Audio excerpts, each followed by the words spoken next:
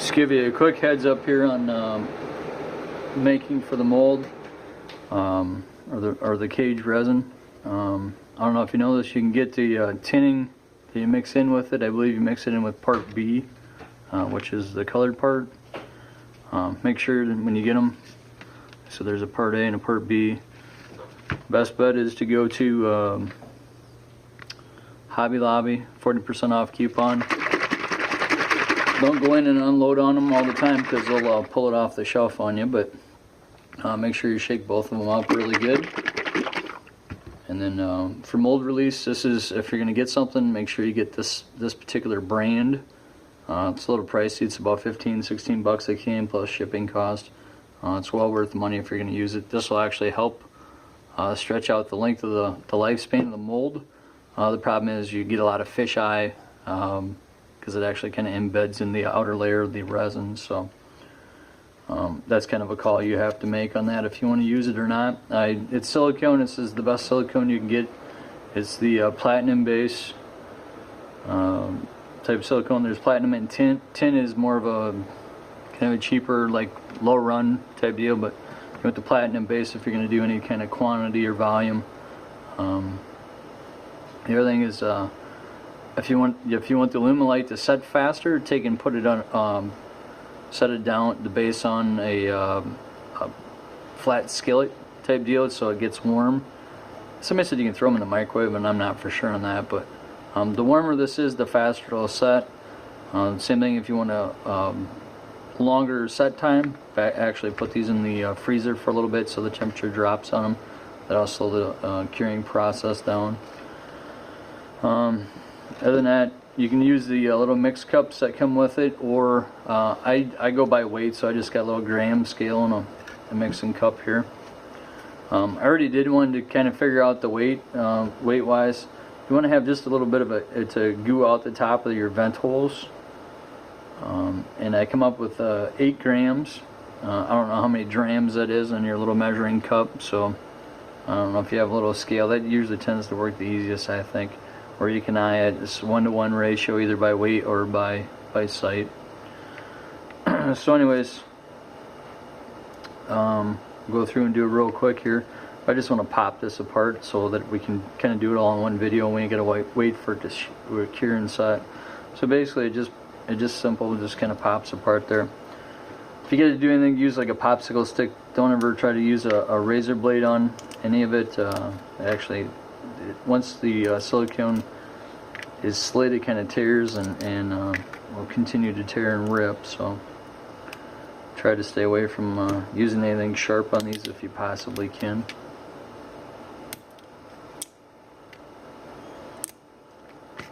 So the other thing you'll notice too, this one seems like the tint is a little bit darker than this particular one here. You want to go for more of a cream. Oops, sorry, bumped the camera there. More of a cream tint. This is idealistically the tint that you want. The darker it is, the more brittle it is, the more easy it's going to break. This is about the right color that you want. That's just basically the mix ratio that you're putting together there. Taking just kind of, when you go to demold these, just kind of give these a little bit of a push up to get it started. As you can see, when you push up, it changes color. You can use a popsicle stick to kind of help this process along, or a little stir stick. You get them in your kit.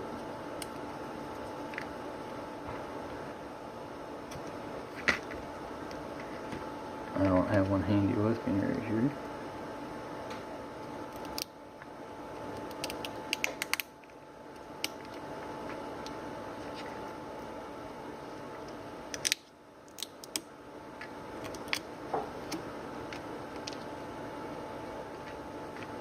Like I said, basically kind of push up from the bottom there to take and separate the resin from the silicone mold. Kind of walk through corner by corner.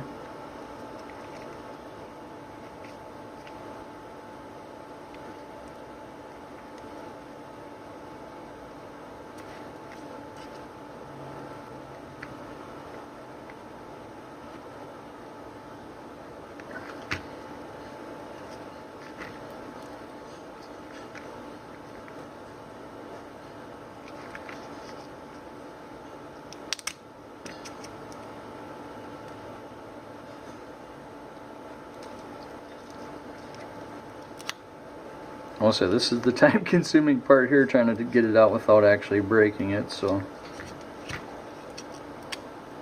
like I said, you got a popsicle stick or something to stick in there. It just goes a little bit easier. Like I said, this one's gonna be a little bit more fragile just because of the darker tint. With the Alumilite, you want to have that nice cream color to have a good quality there. So basically just go through, clean this up for the next time you go to use it. There's no special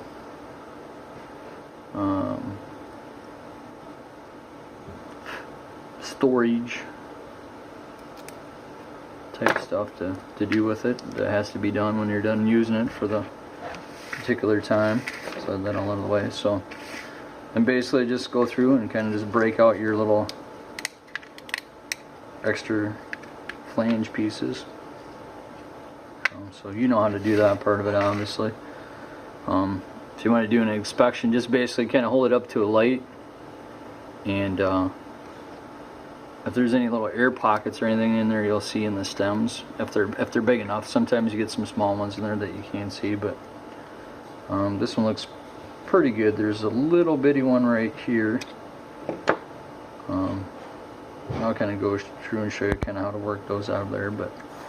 And then again, basically, I don't know where you're gonna be at, but probably come down about a ½ inch or so from that bend. Just take the little side snips and just snip them all off there. So this one here actually has an air pocket right here, but oh well, air pocket was stronger than I thought it was in there, so it'll be hollow in the middle. But that's the whole purpose why we put these extra long vent tubes on there, so if it does get some air in there, it's away from the area that you're going to actually be using. So go through, kind of explain a little bit there for you. Like I said, you want to basically make sure these parts A and B are mixed up really good. This is all total professional videography here, as you can tell. I always recommend putting some sort of this is just poster board that I have. I get pieces of advertisement and stuff from different places that they're just going to throw away, recycle or whatever. So your scale out or your shot glasses or whatever you're going to end up using to scale it out. Like I said, I'm not really for sure exactly where it falls at on the shot glass side, but do 4 ounces each.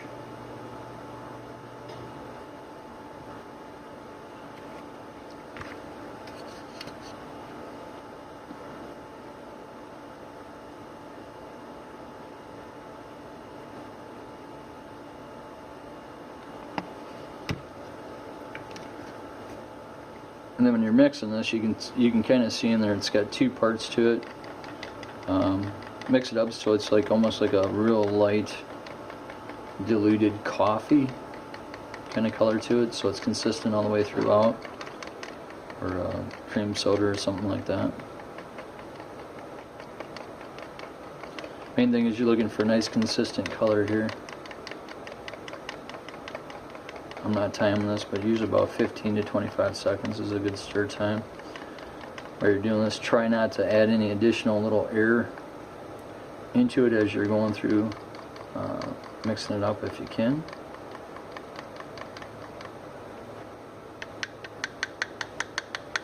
Give it a couple taps if there's any little air bubbles in there. There's a few really little ones in there. Biggest thing is you want to try to make sure that you're not inducing any air bubbles into it, so when you pour, it's like pouring a tap beer type deal.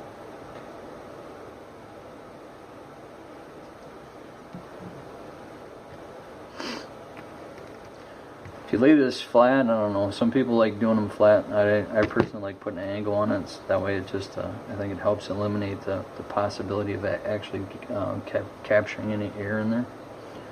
So basically you're just going to slide the 2 pieces together. I don't know, it's about 45-degree angle or so.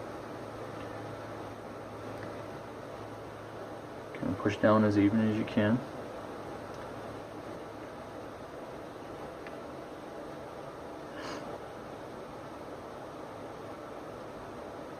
Just nice and slow, don't get in a big hurry.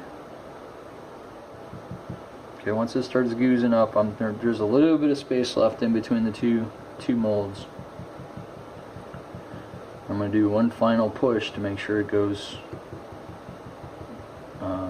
as tight as I possibly can. The problem is if you push right now and you push all the way down, you take the tension off the top of the mold, it'll actually suck air bubbles back down in there. You want to try to work out the air bubbles that are down inside there, that were caught down in that one little corner piece there. So I'm going to try to tap them out of there.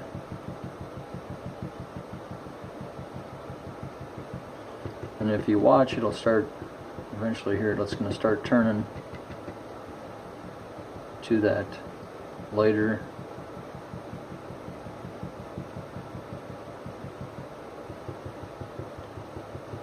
color when it starts to set. And once that starts to happen, then we're going to actually do our last kind of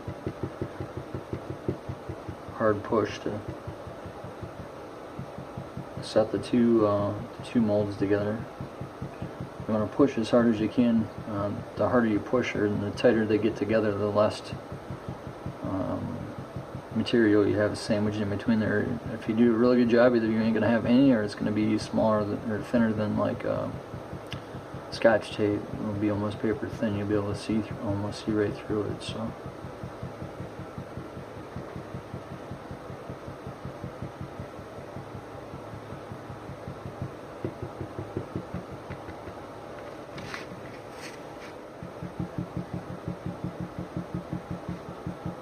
Just barely starting to turn colors right now.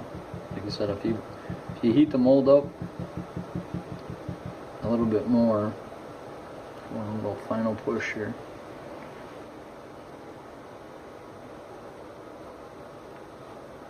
You can see that one there is going to start to turn to the cream color.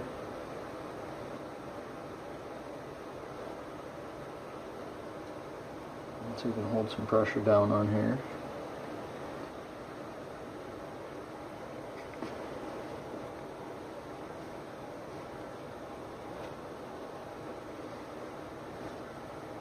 So you're going to get it all over your fingers, so if that's the case, acetone will work good to get it out, or use rubber gloves.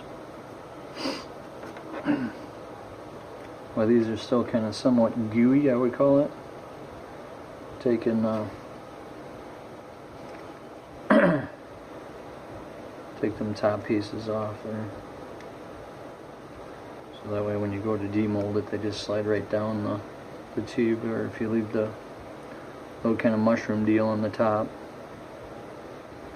you come back and trim it later. It's easier to cut. The whole thing's just a lot easier to do if you do it while it's kind of soft and malleable. Always make sure you put plenty in there, or enough in there that it's going to actually gooze out and you're going to have a little bit of waste. If you try to cut it short or get it exact every single time, you know, you're gonna end up losing the whole thing, and it probably will not turn out. So that's you got 4 actually in the cage roughly there. Well, if I can get that piece to fall in there and stay in there. Easier said than done today. That's 4, and then you have all your little chip off deals. So I mean, like I said, you put 8 in there and you got about 4 that's actually good. So if you have a block or anything, you can kind of set on this long term. Once it gets set pretty good to the point where it's not really super tacky anymore, it's about as set as you're going to get. So, I mean, you're basically looking at about 4 grams of waste to get basically, well, you're not even going to use 4 grams that's on here by the time you cut them to where they need to be, but obviously you pay for a lot of the waste. It's kind of like doing vinyl decals in race cars. So anyways, leave this sit. I usually do, I mean, they would recommend you can demold it in 5 or 6 hours. I usually let everything do a full cure for 24 hours just to make sure everything's good and dry and set, and we're not going to have any issue problem. The faster you go after the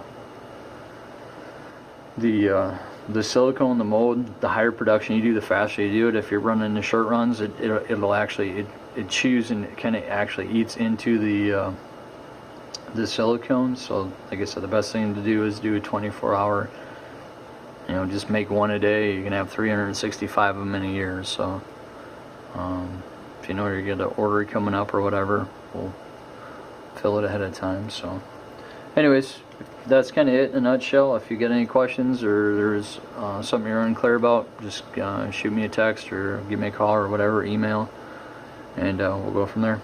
Thanks for watching.